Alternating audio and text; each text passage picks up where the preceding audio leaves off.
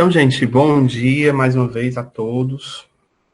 Sejamos todos bem-vindos a esse momento virtual, né, de reencontro. Para a gente é uma grande alegria nos reunirmos, mesmo que virtualmente, mas a gente vê que todos estão bem, na medida do possível, né? E a gente está aqui para, de alguma forma, dar continuidade aos nossos trabalhos, né? A nossa formação, ela é contínua, é uma experiência realmente de discípulos, né, que se coloca sempre na necessidade de estar nessa constante formação, né? Então vamos dar início a esse nosso momento e nós queríamos elevar a Deus a nossa oração nesse domingo, como o Glauberto já falou aí, domingo de Pentecostes, essa grande festa da nossa igreja, que é para a gente realmente celebrar esse espírito de ser igreja, né? Como nós escutamos na leitura da liturgia de hoje, muitos são os dons, os carismas, mas o mesmo é o Espírito, né? Que nos une, que nos fortalece. Então, façamos desta música a nossa oração inicial.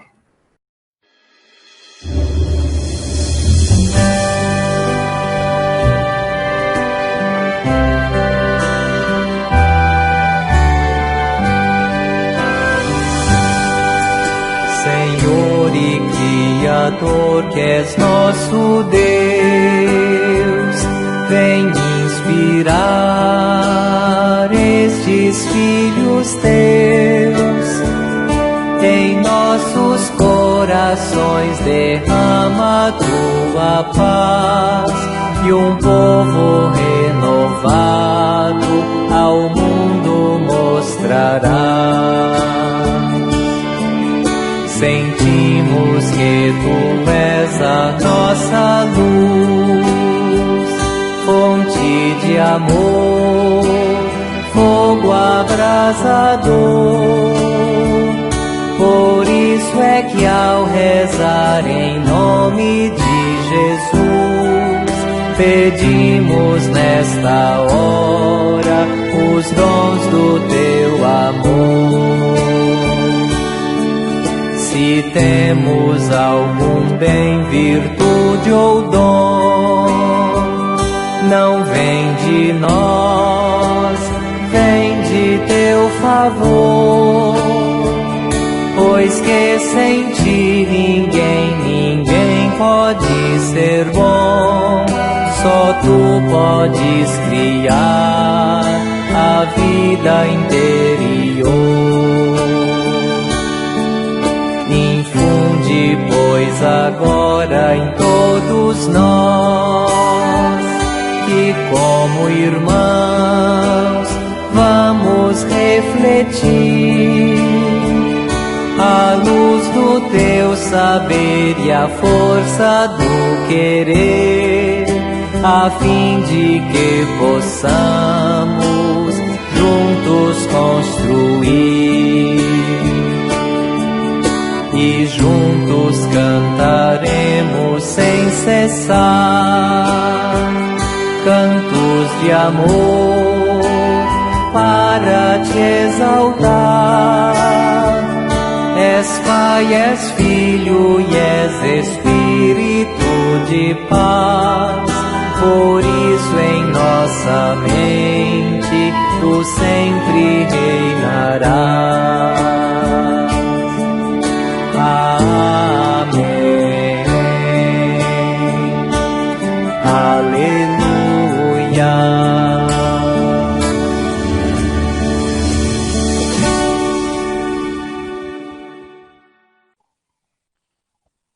Então, sejamos mais uma vez bem-vindos a essa nossa formação. Nós estaremos reunindo em nome da Trindade, que é Pai, Filho e Espírito Santo. Amém. Amém. A ferramenta que nós vamos utilizar para nesse momento da fala do Glaubécio, chat, certo? Então, qualquer dúvida, qualquer comentário que vocês queiram fazer, vocês podem colocar no chat e aí o Regis, ele vai estar compilando essas informações, tá? Para, na finalização, o Glaubécio poder dar com as dúvidas, tá certo? E, no mais, a gente já conhece o Glaubécio, né? Já tem pelo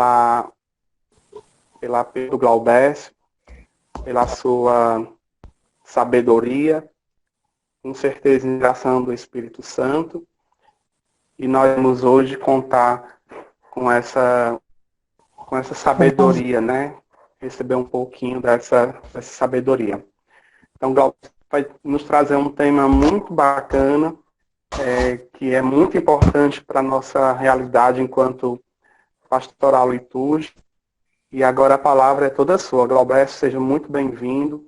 Desde já a nossa gratidão do seu sim, tão generoso, né, para a nossa...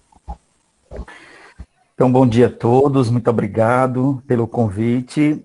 Nessa manhã a gente está trabalhando, né, no domingo de Pentecostes, essa temática tão importante que é a Sacrosanto Concílio, que não deixa também de ser, né, o Pentecostes também na vida da igreja, né, conforme o Concílio Vaticano II. Então, assim, com grande alegria nessa manhã, convite do Bruno, estamos aqui com vocês, já temos aí 29 pessoas, né, nessa manhã, nessa formação virtual, aqui pelo Google Meet, e com alegria nós vamos estar trabalhando. Eu trouxe aqui alguns slides, né, depois eu posso também compartilhar com vocês, posso estar mandando para o Bruno, e o Bruno, por sua vez, está compartilhando com vocês ao final, e como ficou combinado, eu vou fazer essa exposição inicialmente, e logo em seguida a gente vai estar, né, abrindo para as perguntas de vocês, tá certo? Então, deixa eu apresentar aqui os slides. Estão me escutando bem? Sim. Ótimo, que bom. Sim, Glaubécio, tá ótimo. Então, vou apresentar aqui para vocês. Deixa eu só pegar aqui. Todos estão visualizando aí?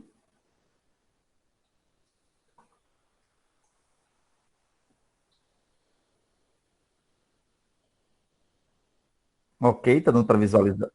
Aqui já apareceu.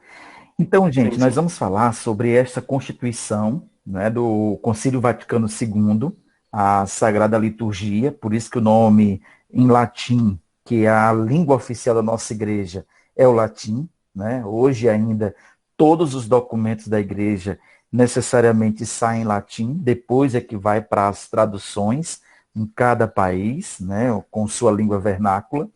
E, então, o título do documento, ou da Constituição, é Sacrosanto Concilium, ou seja, a Sagrada Liturgia. E aí, necessariamente, foi justamente durante o 21º Concílio Ecumênico, considerado chamado Vaticano II, que foi aprovada, né, esse documento.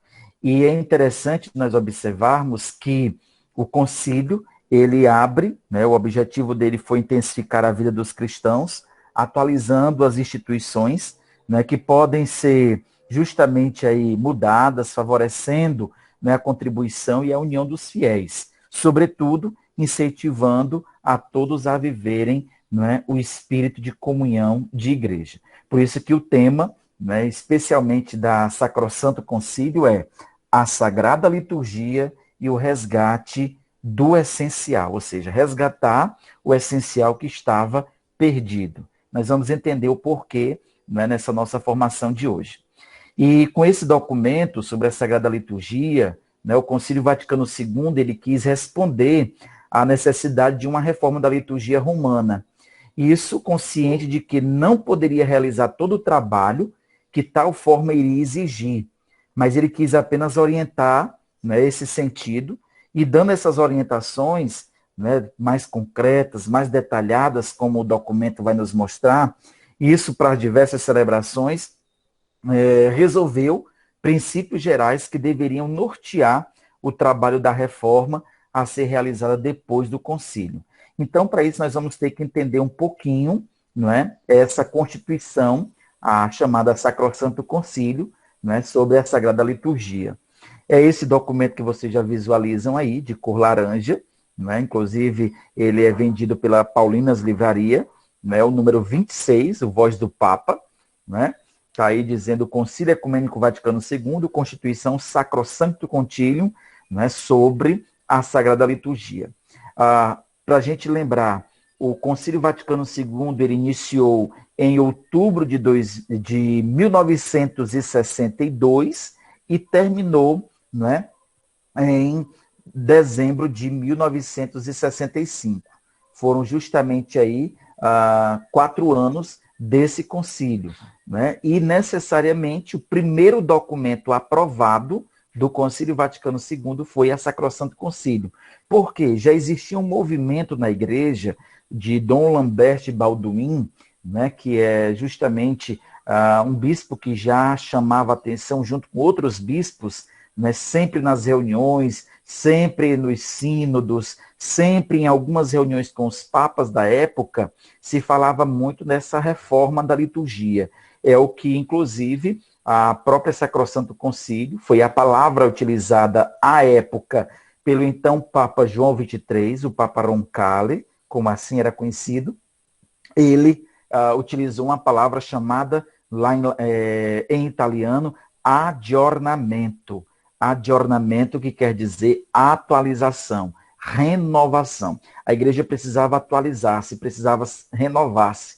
Então, a primeira Constituição aprovada foi no dia 4 de dezembro de 1963. Né? Já não estava mais o Papa João XXIII, o Papa Roncalli, porque ele era Papa de transição, já era bem idoso, mas mesmo com sua idade, o seu espírito jovem de igreja, sobretudo nessa questão da renovação, da atualização, e aí com o comando, né, sobretudo a orientação do Papa Paulo VI, da continuidade tendo essa Constituição dos participantes, que eram justamente aí mais de 2.000 participantes, né, entre cardeais, justamente tiveram 2.147 votos a favor e 4 votos contra.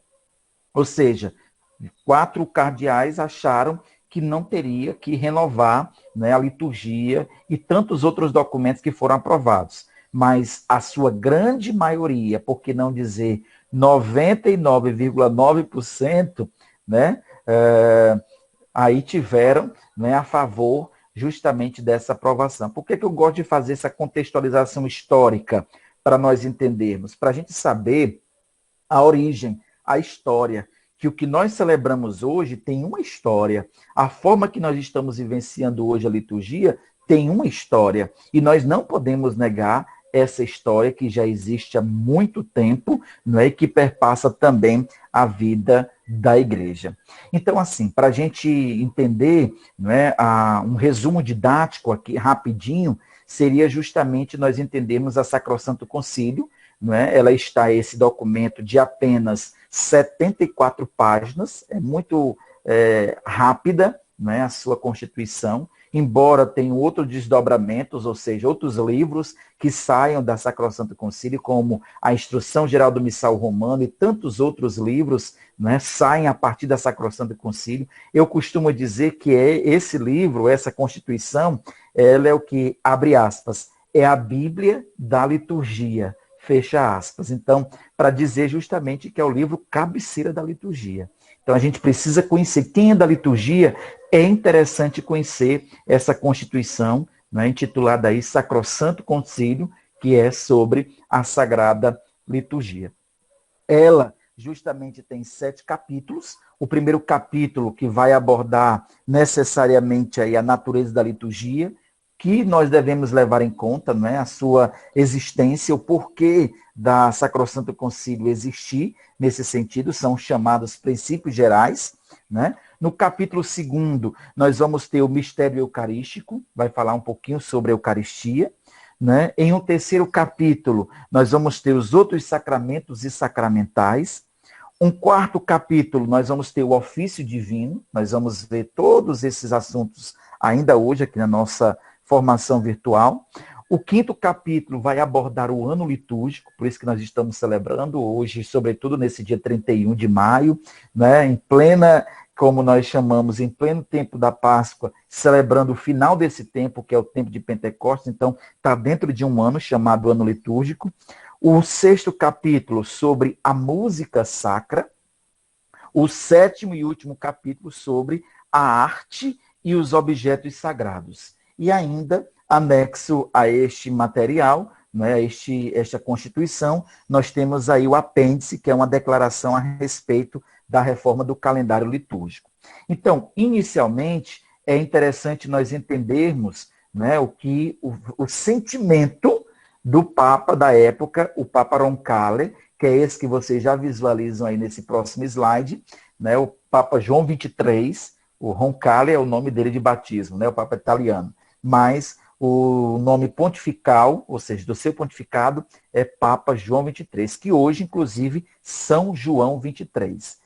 Ele diz o seguinte, que não é o evangelho que muda, né, com o Concílio Vaticano II, com a reforma da liturgia, não é mudar o evangelho.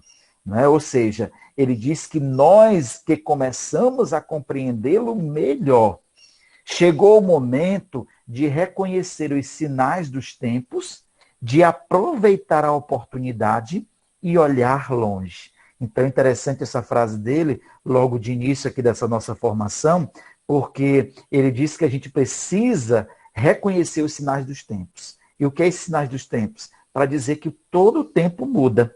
A igreja, até um pouco tempo atrás, só para a gente poder entender, o sinal de comunicação que ela tinha com os fiéis era o soar do sino, a badalada do sino, né?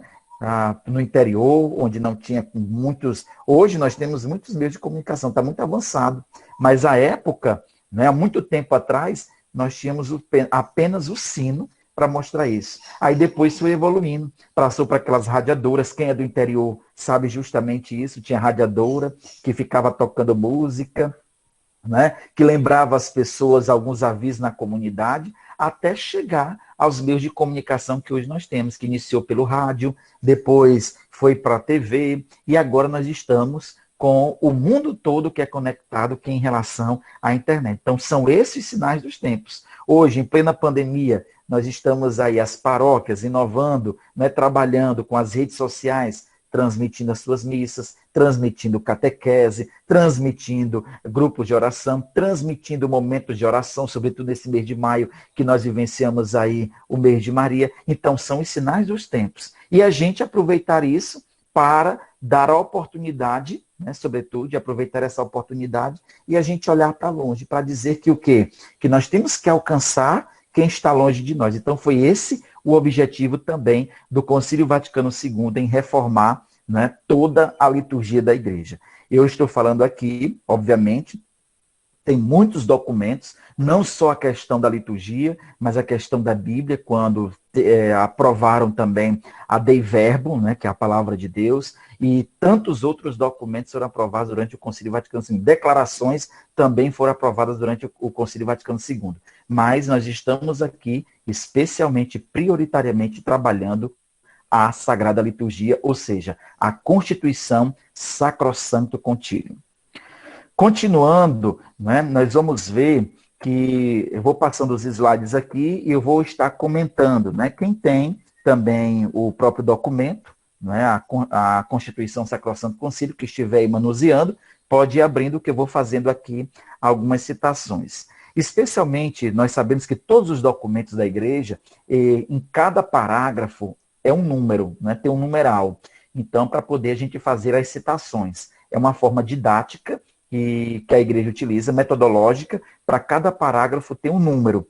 E aí, interessante que lá no número 5, fala, sobretudo, da Igreja, né? A Igreja, a liturgia da Igreja de Cristo, onde vai nos colocar, nos princípios gerais, a natureza e a importância da liturgia na vida da Igreja. Como, primeiro, a centralidade desse mistério. Né? Nós olhamos aí essa imagem agora, que está no slide, vocês podem observar que é Cristo ressuscitado, né? Então, o que nós celebramos, embora seja o mistério da vida, paixão, morte, ressurreição e glorificação, que é o que nós chamamos mistério pascal, né? São esses 5 acontecimentos. O mistério pascal é vida, paixão, morte, ressurreição e glorificação. A vida porque Cristo vivera 33 anos de sua vida terrena aqui entre nós. Paixão foram aqueles últimos acontecimentos da vida dele, todo o sofrimento. A morte como o grande sacrifício dele por nós na cruz, né? Sendo aí, né, sobretudo para nós, o sinal da salvação, da esperança, da redenção da humanidade. A sua ressurreição, o sinal da vida nova. O que Deus prometeu, ele cumpriu. Não deixaria justamente Jesus morto, mas o ressuscitaria no terceiro dia. Foi essa a promessa, foi em cima disso que ele pregou em toda a sua vida terrena, nos seus 3 anos de ministério, 3 anos de vida pública. E a glorificação, ou seja, ele sobe para o Pai, como nós lembramos na liturgia do domingo passado, na ascensão, ou seja, ele subiu aos céus, mas que ele vai voltar. Então, nós esperamos, né? Inclusive na liturgia e na própria teologia, nós chamamos a espera segunda de Cristo de parousia. A parousia é justamente a segunda vinda de Cristo. Então, essa é a centralidade que nós chamamos do mistério pascal, ou seja, Cristo ele é o centro. Por exemplo, nós temos paróquias marianas, né? Por exemplo, Nossa Senhora dos Prazeres de Caucaia. Né? Mas nós temos aí, Mariana, mas a centralidade não é Maria. A centralidade é Jesus. Né? O centro da catequese, o centro da liturgia é Jesus. Até porque nós sabemos que Maria ela tem um papel na corredenção, né, da humanidade, foi ela quem trouxe o Filho de Deus, foi ela também que evangelizou, foi a serva de seu Filho, então tem todo esse sentido, mas quem é o centro, a quem tudo converge, é a Jesus Cristo. Por isso que antigamente nas igrejas, se a gente observar, antes mesmo do Concílio Vaticano II, e nossas igrejas, eu creio que a Nossa Senhora dos Prazeres ainda tem aquele lugar lá no meio do altar, onde tinha o sacrário antigamente. Eu não conheço muito a igreja aí de Caucaia, do centro, né, Nossa Senhora dos Prazeres, mas tem aquele lugar que a gente chama de tabernáculo ou sacrário. Não sei se está numa capela também atualmente ao lado, mas existe, né, em muitas das igrejas existem o sacrário para dizer que ele é o centro, por isso que ele está lá no meio. Né? E a imagem dos santos, às vezes, os padroeiros ficavam muito acima, mas aí mostrava que, às vezes, os santos, os padroeiros, estavam acima de Jesus. E, na verdade, não. Jesus é que deve estar acima de tudo e todos, como nos dizem as Sagradas Escrituras. É um erro disso? A gente pode dizer que não. Né? Foi uma forma mais ousada da época de manifestar, né, essa presença de Cristo e também dar valor ao padroeiro, né, daquela comunidade. Foi um tempo, foi uma história que vivenciou justamente isso. Né, que isso também a gente já pode abordar ou tentar abordar em outro momento formativo. Mas, voltando aqui, a centralidade do mistério pascal, justamente Sacrosanto 5, né, justamente no parágrafo 5, vai dizer para a gente que ele veio ao mundo para ser o mediador entre Deus e a humanidade. E pelo mistério pascal, ele realizou aí a perfeita glorificação de Deus e a redenção da humanidade. Onde, do seu lado aberto, pela lança, lá na cruz, a igreja nasce como sacramento admirável. Também a Sacrosanto Concílio número 6, o parágrafo 6º, fala que toda a liturgia dos cristãos gira em torno do sacrifício dos sacramentos. Então, acima de tudo, né, esse sacrifício de Cristo foi nos colocado através da cruz, mas que ele não ficou morto. Né? Por isso que muitas das nossas igrejas, sobretudo agora, as igrejas mais recentes, a partir de 65 para cá, pós-Concílio Vaticano II, muitas igrejas novas que foram construídas não tem mais, por exemplo, aquela imagem do santo lá em cima. Ou tem a imagem do crucificado, ou tem a imagem do ressuscitado, para poder dizer que ele é o centro. Ele é por ele, para ele, com ele que nós celebramos. Continuando, nós vamos ver justamente Sacrosanto Concílio número 7, que foi inclusive tema da semana de liturgia realizada aí na paróquia, né? Eu creio que foi ainda no ano passado, quando justamente nós lembramos, Sacrosanto Concílio 7, a presença de Cristo na igreja, né? A presença de Cristo. Como essa presença de Cristo? Na ação litúrgica e sacramental, nos ministros e também na palavra anunciada. Também está presente nessa palavra anunciada.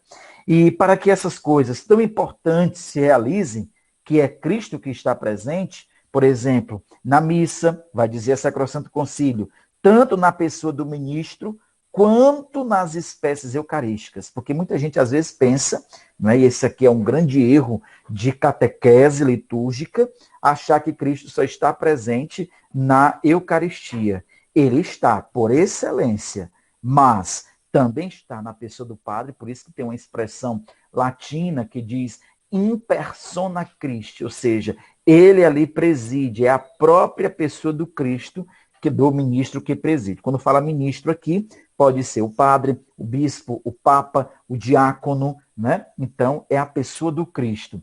E especialmente também nos sacramentos. Por quê? Cristo, ele também tem esse valor sacramental pela sua forma, de tal forma que quando alguém batiza, é o próprio Cristo, ele é o mesmo que batiza. Né? Inclusive, nós sabemos da realidade onde muitas localidades, por exemplo, e a igreja já nos coloca nessa questão, onde pessoas, por exemplo, que passam por algum problema de saúde, crianças recém-nascidas que estão ali muito doentes e que podem a qualquer momento morrer, então, o que é que a igreja nos aconselha? E até mesmo diz que uma pessoa que é batizada na Igreja Católica Apostólica Romana, ela pode ministrar o batismo para essa criança. E caso ela não venha a morrer, mas que depois tenha essa vida nova, após o batismo acontecido, então apresenta a igreja e não vai fazer o novo batismo. Apenas o padre, o diácono, o bispo, ele vai ali apenas ungir, né, com óleo, tanto do batismo quanto o óleo crismal, né, dos catecúmenos, quanto também da crisma. Então, isso para poder lembrar que a pessoa que batizou, ou seja, foi o próprio Cristo quem batizou. Também Cristo está presente quando se leem as Escrituras na igreja, Sacrosanto Concílio 7. É ele mesmo quem fala. E quando a igreja canta ou reza o ofício divino, ou seja, onde 2 ou mais estão reunidos, ele está ali no meio deles, conforme Mateus 18, 20. Em todas essas ações, né, ou seja, Cristo está presente. E Deus é perfeitamente glorificado e a humanidade também é santificada. Para a gente só poder lembrar a finalidade da liturgia. Gente, isso aqui é tão importante nós entendermos, porque se a gente não souber a finalidade da liturgia, então nós não vamos saber o que é que nós estamos fazendo. Está sendo algo automático, mecânico, como muita gente, às vezes, em muitas paróquias, em muitos lugares, em comunidades, estão fazendo. Estão só porque eu aprendi, alguém fez, eu aprendi, então eu estou continuando. Mas não está de forma consciente, porque a finalidade da liturgia são 2, podemos assim dizer. Primeiro, a glorificação de Deus. E segundo, a santificação dos homens. Vamos entender isso daqui, da finalidade. Primeiro, quando se fala em glorificação de Deus e santificação dos homens, é que às vezes a gente diz assim, né? Quando muitas comunidades, muitas pessoas fazem qualquer coisa de qualquer jeito, e às vezes até por falta de preparação, na correria, diante do ativismo, as pessoas às vezes elas dizem assim, não, mas eu fiz para Deus, né? Não, eu não fiz bem feito não, mas foi para Deus. Deus sabe o meu coração. Não é assim. Por quê? Para Deus ser glorificado, a segunda finalidade também tem que acontecer, a santificação dos homens. Então, quando você proclama a palavra de Deus, é necessário que você esteja bem preparado, porque a palavra que sai de sua boca, que não é sua, é apenas você empresta a sua voz, o seu corpo, né, para Deus falar à humanidade. Claro, que primeiro Deus fala a quem está proclamando, para depois falar quem está ouvindo. Então, para que aquela pessoa possa ser santificada, e uma vez santificada, aquele homem, aquela mulher, aquela pessoa possa ser, então, Deus possa ser glorificado por aquela razão, por aquela santificação. Porque Deus quer que todos nós sejamos santos, assim como nosso Pai, né, Jesus diz, sede santos como vosso Pai Celeste é santo. Ou seja, perfeito, vem de perfeição, santidade. Perfeição não porque a gente pode dizer, eu sou pecador, não sou perfeito. Mas a perfeição quando nós amamos, a perfeição em nós quando perdoamos, a perfeição em nós quando, né, somos solidários. Então, essa perfeição que Jesus fala, embora tenhamos os nossos pecados. Então, entendendo aí a finalidade da liturgia como glorificação de Deus e santificação dos homens. Ou seja, eu não posso fazer as coisas de qualquer jeito, porque tem um destino, tem uma... O que eu estou fazendo, a minha função é para santificar alguém. Então, não posso fazer de qualquer jeito. E uma vez santificando alguém, Deus possa ser glorificado. Continuando, a própria Sacrosanto Concílio define, dá uma definição, no número 7 ainda, o que é liturgia. Né? E ele diz que liturgia porque muita gente não sabe o que é liturgia. Né? Então, liturgia é o cume para onde tende a ação da igreja e, ao mesmo tempo, é fonte de onde emana toda a sua força. O que é isso, Glaubés? Para a gente poder entender. Cume, o que é o cume de uma casa? É o que está lá acima, né? É a última parte da casa, o telhado. Então, é o cume. Né? Eu moro aqui em Pacatuba, eu visualizo aqui do meu quintal a Serra da Aratânia. Então, o cume é a parte mais alta. Né? E a fonte... Quando a gente olha ali, quem é do interior, quem conhece um pouco essa história, né, e sabe o que é a fonte de água, o olho d'água, é onde está brotando a água. Então, da mesma forma, até as pessoas faziam daquele olho d'água ali um cacibão, fazia um poço. Né? Então, lembra justamente isso. Então, a liturgia, se ao mesmo tempo é a fonte, ou seja, que nos dá a força, ela também é o cume, ou seja, é o final. Por isso que pode ter o texto onde tiver, mas se tiver a missa, o importante é a missa, a liturgia. Pode ter o grupo de oração, mas o importante é a missa, naquele mesmo horário, quer dizer, é a liturgia, é a fonte, é o cume, onde tende aí toda a ação da igreja. Por isso que nada mais é de quando toda a celebração, todos os momentos importantes na vida paroquial, na comunidade, sobretudo festa de padroeiro, nós temos o quê? A missa, nem que seja para abrir o festejo e para fechar o encerramento, né? Então, é para dizer que é isso. É a fonte, é o início, mas também é o fim de tudo. Né? A gente lembra especialmente lembramos aí daquela formação justamente que nós sabemos, né? Que Jesus Cristo é o princípio e fim. Né? Alfa e ômega, ou seja, alfa, fonte, ômega, o cume, né? O fim de tudo, é onde atende essa ação da igreja.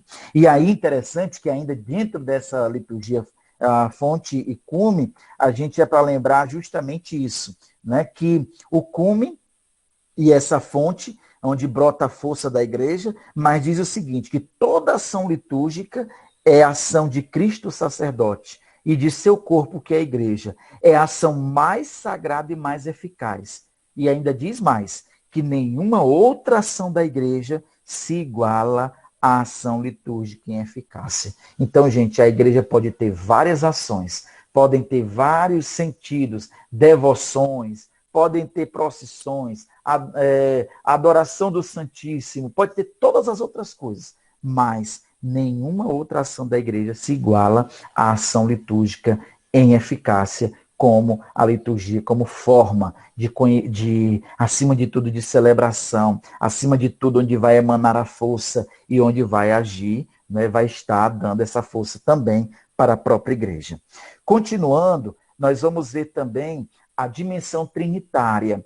A liturgia, nós sabemos que ela é celebrada, e aqui é interessante a gente poder entender, né? Porque muita gente acha que ela é iniciada, tanto a própria celebração, ela inicia, quando eu falo celebração, aqui a Eucaristia, não é a missa, como nós conhecemos, ela tem esse valor trinitário, porque ela é conduzida ao Pai, né?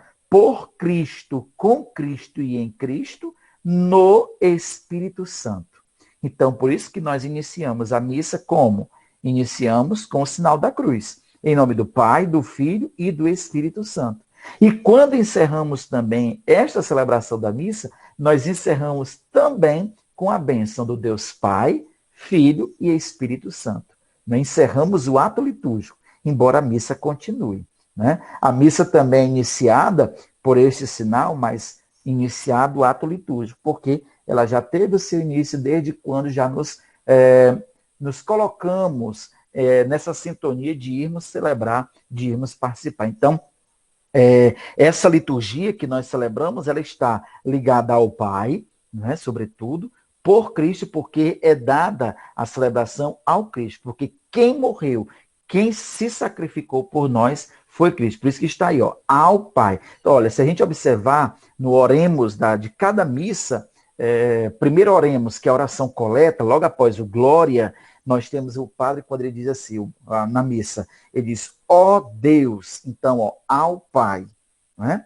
Aí fala, ele diz, por nosso Senhor Jesus Cristo. Então, é por Cristo, com Cristo e em Cristo. E aí ele termina, na unidade do Espírito Santo. Então, é em unidade com o Espírito Santo, no Espírito Santo. Então, para a gente entender que toda a liturgia está nessa dimensão trinitária. Embora o Glória, que aí é uma outra situação, o canto do Glória não seja canto trinitário, como muitas comunidades cantam, Glória ao Pai, ao Filho e ao Espírito Santo, não.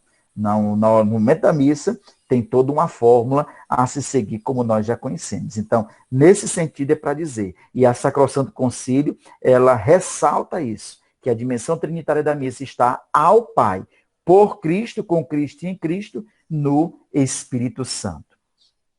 E vem falar necessariamente dessa participação. Sacrosanto Concílio número 14 fala que o povo cristão, por força do batismo e pela própria natureza da liturgia, tem o direito e o dever de participar plena, consciente e ativa, né, das celebrações litúrgicas. Por isso que as palavras estão bem aí, como a gente costumava dizer, em letras garrafais, né? Ou seja, em caixa alta, participação plena, consciente e ativa do povo sacerdotal. Atenção a isso daqui, é muito importante. O que é essa participação plena? Nós sabemos que a missa ali, ela inicia a partir quando a primeira vez que a pessoa vai à missa, então ela também é convidada não ir só a primeira vez. Por isso que até na linguagem mesmo da iniciação à vida cristã, quem é catequista, a gente não chama mais primeira comunhão ou primeira Eucaristia. A gente chama sacramento da Eucaristia, porque muitas vezes as crianças ficam só na primeira, porque a gente passa o tempo todo dizendo que é primeira comunhão, e as crianças ficam só naquela primeira mesmo, infelizmente. Né? Agora, quando a gente trabalha a dimensão da Eucaristia e que a gente recebe pela primeira vez de muitas, aí é outra história. Então, para dizer que é plena, nós vamos sempre participar. A Eucaristia, ela começa esse banquete aqui na Terra, mas quando nós passamos para a eternidade, ela também continua. Então, a gente começa aqui, se prepara aqui para viver o banquete eterno, o convívio dos eleitos, como a gente mesmo reza na oração eucarística. Consciente, o porquê que nós estamos ficando em pé na hora da missa, porquê que nós sentamos, né? Porquê que nós nos ajoelhamos, porquê que nós exatamente fazemos silêncio, porquê que nós cantamos, porquê que nós louvamos, porquê que respondemos à missa, porquê que nós fazemos gestos, porquê que se tem ritos. Então, diante de todos esses questionamentos, as pessoas precisam estar de forma consciente. Muitas vezes, só para dar um exemplo aqui para vocês, se nós observarmos as nossas missas, na liturgia, muitos fiéis vão participar que não têm instrução litúrgica na hora da consagração, como a gente conhece, né? No momento do memorial, o que é que acontece? Muita gente está de cabeça baixa, rezando. O padre lá está elevando o cálice, está elevando a patena com o pão, com a hóstia, mas tem muita gente ainda de mente, de cabeça baixa, não é? Como se fosse uma espécie de adoração. E naquele momento não é. Né? aquele momento não. É para a gente recordar. Por isso que é chamado memorial. Para a gente recordar o que Cristo falou. E que naquele momento se atualiza para nós. É como se nós estivéssemos ali. Não, é como não. Estamos ali vivenciando da mesma forma que os apóstolos vivenciaram a última ceia. Então, é momento da gente não ficar. Pode-se estar ajoelhado, sim, mas de olho, de cabeça erguida, olhando para o Padre, de olhos abertos, acompanhando todo aquele momento. Então, é lembrar justamente desse acontecimento. Por isso que é uma maneira, é uma forma, é um exemplo que eu estou dando aí de como estarmos de forma consciente. E tantas outras coisas. Tem gente que às vezes vai à missa, não sabe a hora que senta, que levanta, né? Então, a gente sabe justamente por quê? Porque não está consciente, não foi feita uma catequese, né? Para que essa pessoa... E aí é função também da igreja, é função do padre, é função nossa da liturgia de levarmos esses ensinamentos, ou por que não dizer essas formações também, fazer reverberar a outras pessoas para que outros também estejam conscientes e ativamente participem dessa celebração. Por isso que vem a próxima palavra, ativa. Essa palavra ativa é para dizer que há a nossa ação também, a nossa participação. Então, a gente não pode celebrar só esperando, ou seja, só ouvindo. Não, a gente celebra também lá, participando. Por isso que antigamente se dizia, ia para assistir à missa. Depois do Concílio Vaticano II, não tem mais assistir à missa. Né? Até o mandamento da igreja mudou. Não é mais assistir à missa, é participar. Mesmo que eu não cante, mas eu levanto os braços, por exemplo, eu sento, eu levanto, eu respondo amém, então eu estou participando. Eu estou ali como assembleia celebrante. Então, nós somos esse povo sacerdotal. Todos nós somos sacerdotes. Eu, você, cada um de nós somos sacerdotes. Por quê? Porque o batismo nos imprime 3, que é chamado tríplice munus de Cristo. Nós somos sacerdotes, somos profetas e participamos do reinado de Cristo. Então, todos nós somos sacerdotes. Glauber, mas, por exemplo, o padre aqui da minha paróquia, eu sou sacerdote igual a ele? Sim, pela força do batismo. Porém, ele é diferente de nós, porque ele é ministro ordenado. Ele recebeu o sacramento da ordem. Mas no batismo, todos nós somos o povo sacerdotal. Por isso que nós podemos participar. E aí o Concílio Vaticano II resgatou a nossa participação. Que essa participação, até antes do concílio, nós não tínhamos. Até porque era tudo rezado em latim, o povo não entendia, né? Tinha toda uma questão que distanciava o povo daquele momento celebrativo. Tanto é que no momento da consagração ainda tinha aquela sinetazinha tocando. Por que o sino tocava? Aquela sineta, o coroinha tocava o sino. Era para dizer para as pessoas que naquele momento estava havendo a consagração, para chamar a atenção das pessoas. Né? Hoje, se fosse o caso, não precisaria mais utilizar o sino. Né? Por quê? Porque necessariamente todos deveriam estar atentos da sua forma de participar dessas celebrações. Glauber, mas na paróquia se toca ainda o sino, por exemplo. Por quê? Porque nós sabemos que ainda tem muitas pessoas que não se ligam nessa hora por não estar conscientemente participando. E de quem é o dever de conscientizá-la? Nosso, enquanto cristãos, de fazermos uma catequese, de estarmos nesse sentido. Então, essa participação plena, consciente, ativa do povo sacerdotal nas celebrações é a fonte primária e também necessária do verdadeiro espírito cristão. Ou seja, a gente está ali, de fato, participando, né, de forma bem especial. Aí vem, a Sacrosanto do Concílio faz essa chamada adaptação criativa. Quando, né, se vai necessariamente aqui, né, fazer com que nos cantos, nas orações, não é? Sobretudo, os sinais sensíveis usados na liturgia, os fiéis eles contam com uma grande oportunidade de aprendizado, de ensinamento, sobretudo quando a igreja reza, canta, né? E sobretudo nesse auge da fé dos participantes, ela se alimenta. Suas mentes são despertadas para Deus e presta-se a Ele um culto racional e recebe-se com mais abundância a sua graça. Por isso que nós temos, dentro da Sacrosanto Concílio, sobretudo lá nos números 33, 34, também no número 24, né, nós vamos ver que há um caráter didático e pastoral da liturgia, né? Também há breves normas para os ritos, né? Por isso que está expressa aí nessas imagens que eu coloquei aí, essa adaptação e essa criatividade, porque muito cuidado quando se fala em adaptação ou criatividade. Não é porque eu acho bonito tal coisa que eu vou utilizar. Não é o achar bonito. Eu tenho que saber se tem ligação. Né? Isso aqui, muita gente tem errado nesse sentido, onde tem adaptação e criatividade, é o que o próprio documento vai chamar de inculturação. Né? Outro dia, nas igrejas onde a gente passa, as pessoas vão enculturando e vão achando. Por exemplo, eu fui seminarista no Maranhão e eu lembro que no ano de 2010, né, fazem aí 10 anos atrás, eu estava em São Luís, no Maranhão, fui seminarista lá por 2 anos, numa congregação, e eu lembro que a notícia é que alguns bispos estavam utilizando o açaí no lugar do vinho e a tapioca, que eles chamam lá de tapioca, ao invés do pão. Então, aí o que é que eles diziam disso? Eles estavam dizendo que ali era a enculturação. Ou seja, era o que eles tinham diante da cultura que se existia. E aí a Santa Sé teve que intervir, enviando carta, sobretudo a esses bispos, dizendo que não pode ser feito isso. Nós não podemos mudar. Eles podem dizer, foi uma adaptação, foi uma criatividade. Não é o jeito que a gente pensa. Por isso que todos nós não precisamos ser formados, ter uma graduação, uma pós-graduação, ou mestrado ou doutorado em liturgia. Mas a gente precisa conhecer os documentos da igreja. Se a gente lê, se a gente conhece, a gente não vai ter esses erros, não é como a gente vê aí.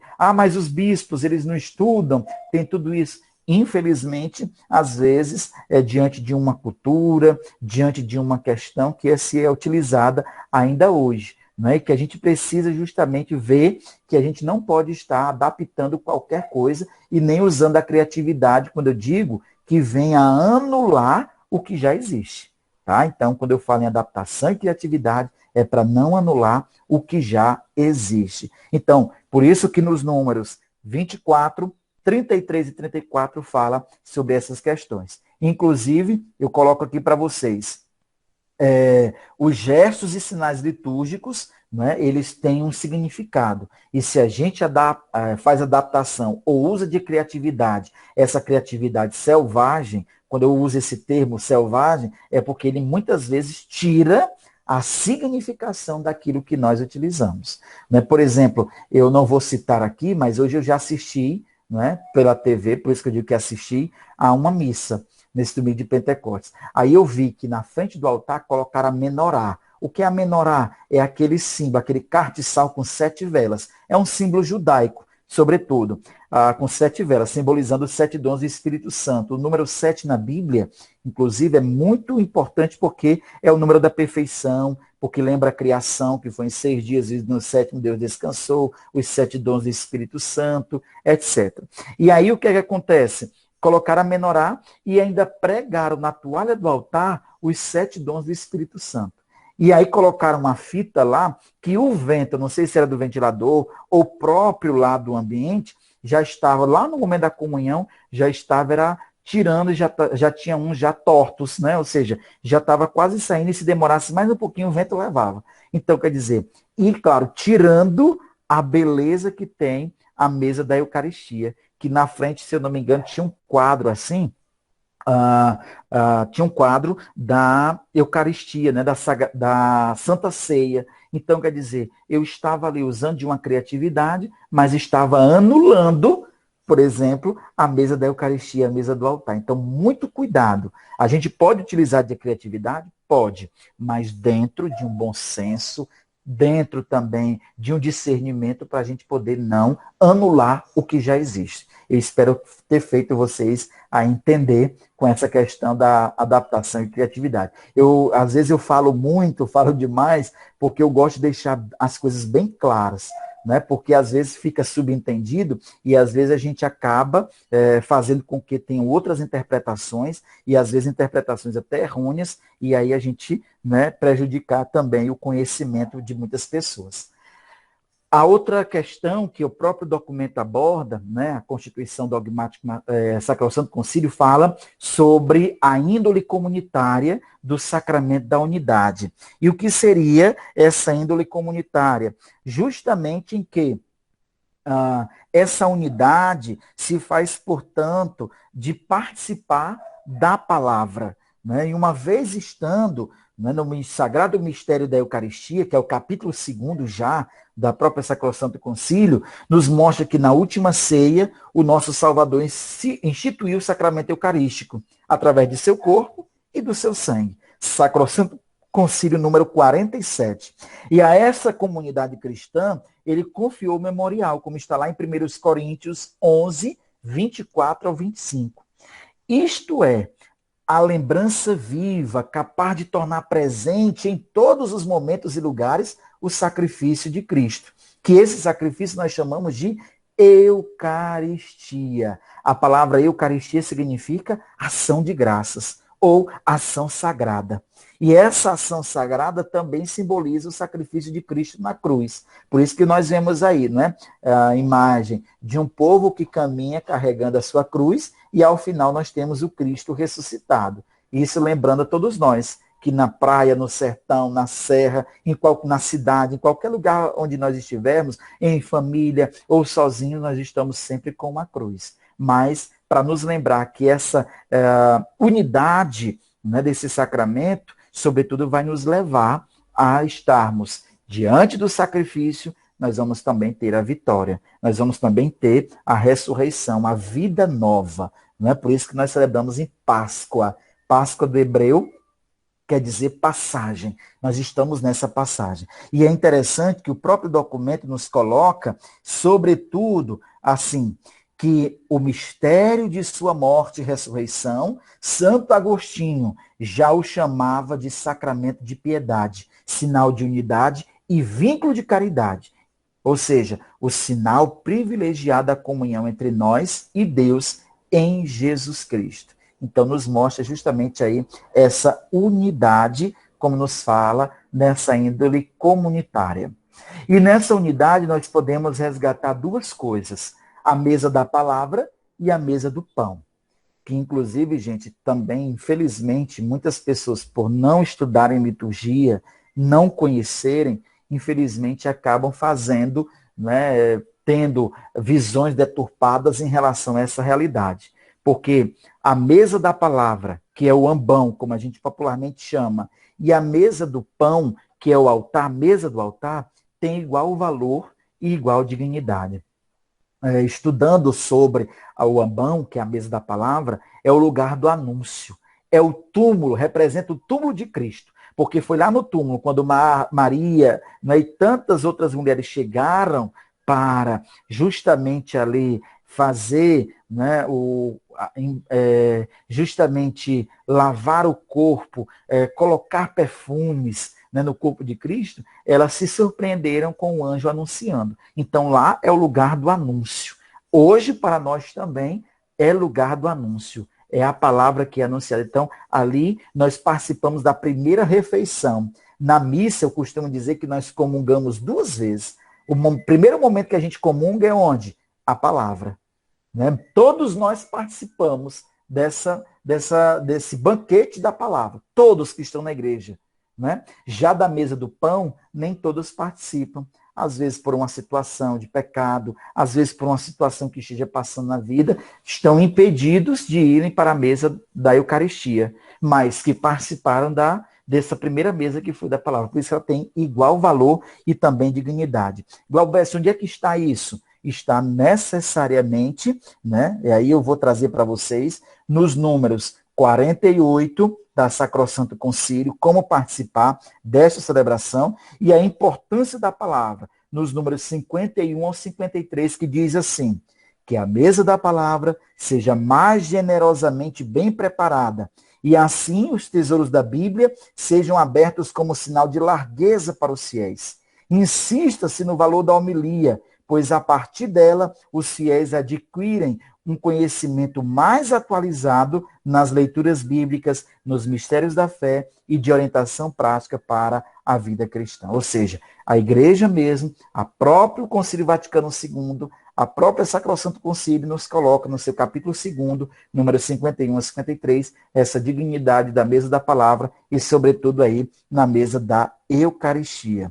Daí, portanto, números 55 e 56 fala a importância de toda essa celebração. Eu queria me deter, para a gente terminar aqui essa parte da mesa da palavra e do pão, no número 56, que diz assim: as duas partes da missa, a mesa, a liturgia da palavra e a liturgia eucarística, estão interligadas de maneira tão estreitas que ambas formam um só e mesmo ato de culto, ou seja, uma só celebração. É como eu estou colocando aí para vocês. Tem igual valor e igual dignidade. Por isso que é muito importante nós entendermos essa questão para nós e necessariamente, né?